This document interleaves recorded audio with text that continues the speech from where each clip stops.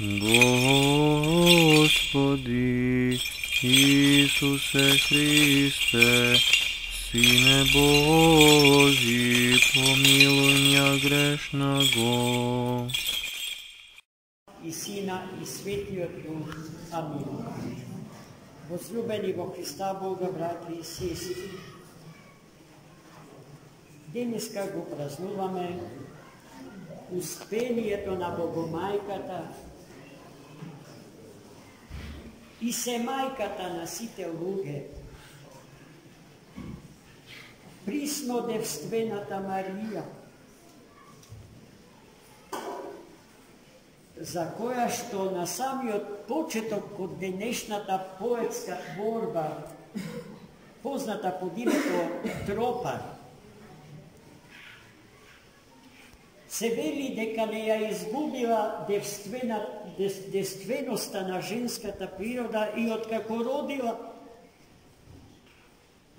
и не престанала да се грижи за светот во кој што живеела и живееме се уште откако умрела. Многу интересна постапка. Логички со ништо не може да се оправи. А сепак безпрекорно точно и вистинно. Денеска Светата Црква Божја ја слави смртта на Богородица Мајка. Но ќе треба добро да размислиме што на вистина стои за празникот што така се вика успение, упокоение, смрт на Богородица Мајка. Ако судиме според нашето внатрешно расположение, тешко дека ќе можеме да кажеме дека присуствуваме на празник што ја слави смртта. Смртта сама по себе, по дефиниција, по природа се е страх, тага, безсмисла, безизлезност. Смртта раздвојува, смртта уништува, не гради, не соединува. Носи жалост, а не радост. Смртта носи страх, а не слобода. Смртта носи чувство на пораз, а не на победа. А ништо од тоа во нас нема. И гледајте згора на тоа, на средината од светиот храм е положена иконата од денешниот празник, а на западната страна од светите храмови православни се слика огромна композиција на денешниот празник, успение на Пресвета Богородица. Ајде да ја погледнеме заеднички малку подобро. Таа иконографска представа за денешниот празник. Можеме да ја поделиме на два дела. Првиот дел е долниот дел, каде што е положено мртвото тело нејзино, па имаме впечаток дека таа и сега овде е положена тука. А ние околу неа насобрани, онака како што во Ерусалим на денешен ден се беа собрани светите апостоли, по нејзино барање, браќа и сестри, бидејќи не сакала да си отиде, да и се предаде на смртта, пред да се види со најсветите ученици Христови, кои што ги сметаше и за своји најсакани деца.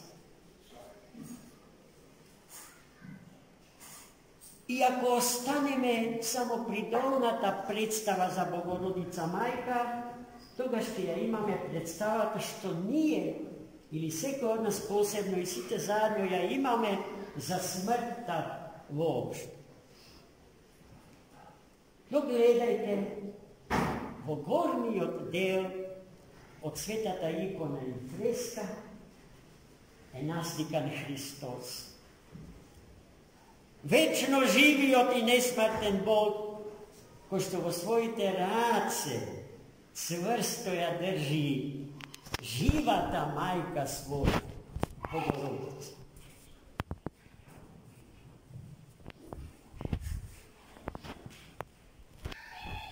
Ова иконографска представа беше потврдена и од едно, можам слободно да го наречам, историско собитие, што на денешен ден се случи во Ерусалим, а е врзано за светиот апостол Том.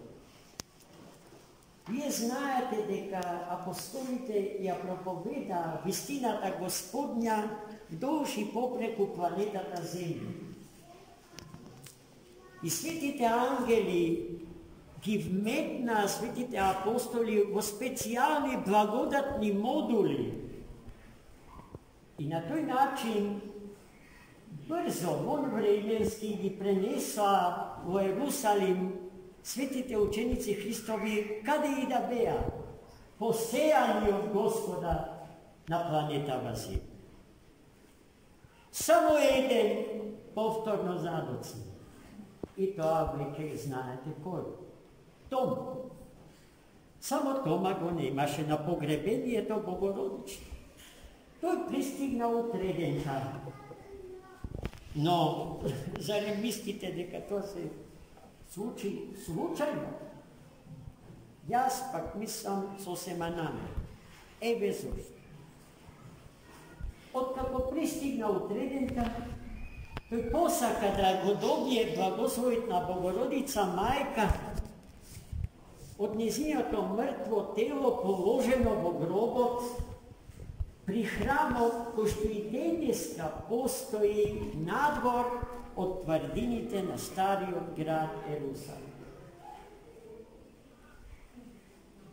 Јасно е дека сите биле согласни. Ке го отвараме гробот, па што сака нека е, мора нашиот брат, пријател и другар Тома да се прости со нашата семајка. И така постава. Гробот беше отворен, но празен, браќа и сестри. Тајната на празниот гроб еднаш се случи со телото Христово во Ерусалим, откако тој воскрес. А сега гледајте, истото тоа се случило и со телото на неговата пресвета мајка. И како што гледате, се почнува со смртта, а се завршува со живот. Таму каде што смртта царува, таму се случува разделба, плач, жалост, овкање, лекање, безсмисла, болка, безнадеж. Таму се смислува, се случува пораз, како што е. Таму каде што смртта на вистина победува. Но бидејќи смртта е победена, и во случајот на Богородица мајка, повеќе од јасно е дека денешниот празник врзан за нејзиното свето успение, баш затоа што сведочи за триумфот на животот над смртта, не соочува со фактот дека овој празник не соединува, не разделува, туку соединува. Не носи жалост и тага, туку радост на нашите лица и во нашите души. Не носи страх, туку радост. Не носи безсмисла, туку најдлабока смисла за севкупните наши страданија za sve to vreme od našето istorijsko patuvanje niz vremeto i prostorot na ovoj sveti vek. Ovoj praznik ne nosi smrt, braće i sestri, tuku život i sve što od života proizreva. Zato zakvaseni od večniот i nesmrten život, imeno s onoj ist život, so ko što se ispolni Bogorodica Majka, pobeduvajte ja smrta svoja i doživuvajte go svojeto lično, personalno i postasno voskresenje. I nije da izlezime od svetijog hrama. Vo svetogo, ko što Bog blagoslovil da živeme, za da obestime pobedata na život nad smrta. Da seme radost među našite braće i sestri, a ne taga i čustvo na bezizleznost. Da seme čustvo pobedničko, a ne čustvo na jednaš za sekogaš poraze. I togaš seke vide podrugo, braće i sestre. Prašanjето za lego, za работните места, за тоа со што се облекуваме или не се облекуваме, нема да бидат првите прашања на листата од екзистенцијалните прашања во нашите животи.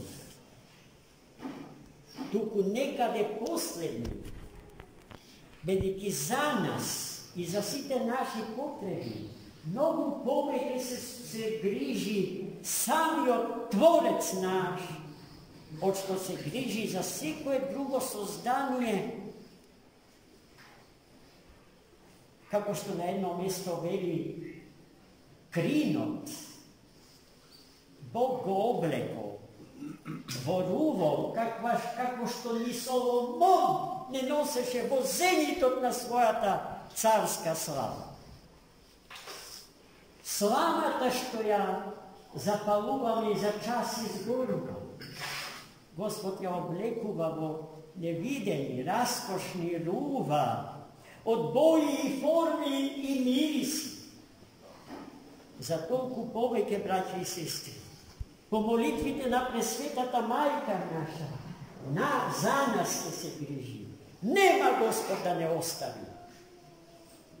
А и секој од нас посебно да си го завршува својот дел од работите. А тоа значи да живее одговорно во овој свет, а не неодговорно и безделнички.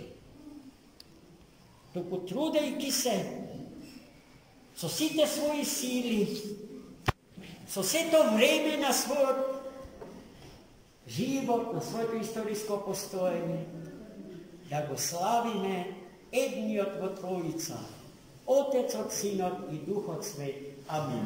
За молитва. Честит празник.